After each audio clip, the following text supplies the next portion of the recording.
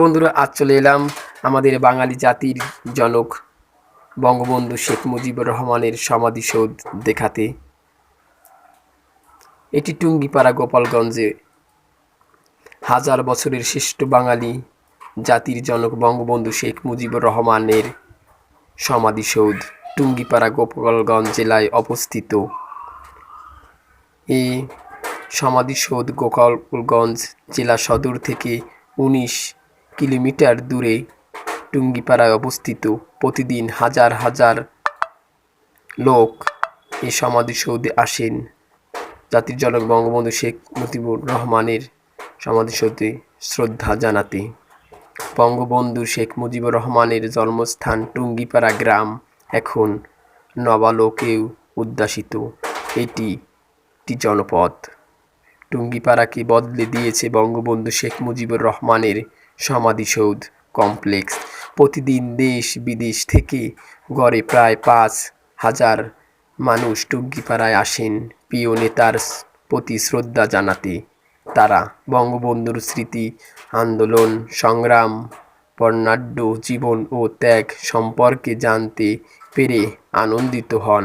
তারা বঙ্গবন্ধুর কবরের বেদির পাশে দাঁড়িয়ে মুজিব আদর্শের সৈনিকরা কবরের শ্রদ্ধা জানান, তার জন্য কাঁদেন এবং বিশেষ মোনাজাত করেন।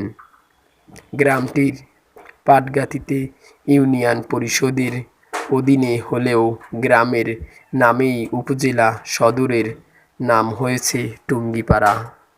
এই টুঙ্গিপাড়াতেই 1920 সালের 17 মার্চ জন্মেছিলেন সর্বকালের সর্বশ্রেষ্ঠ বাঙালি, স্বাধীন বাংলাদেশের স্থপতি শেখ মুজিবুর রহমান।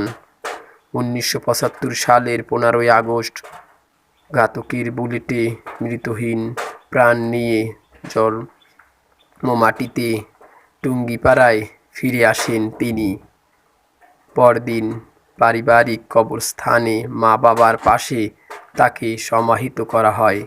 1996 সালে আওয়ামী লীগ সরকার ক্ষমতায় আসার পর টুঙ্গিপাড়ায় সমাধিসৌধ কমপ্লেক্স নির্মাণের পরিকল্পনা গ্রহণ করা হয়।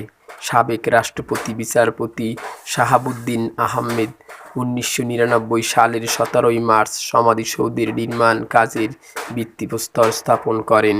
সাংস্কৃতিক মন্ত্রণালয়ের তত্ত্বাবধানে 38.30 একর জমির উপর 17,11,88,000 টাকা ব্যয়ে সেনাবাহিনীর ইঞ্জিনিয়ারিং কোরের সহযোগিতায় প্রত্নতত্ত্ব বিভাগে সমাধিসৌধ নির্মাণ করেন। টুঙ্গিপাড়ায় বাইগার নদীর পাড়ে গড়ে ওঠে এ কমপ্লেক্স।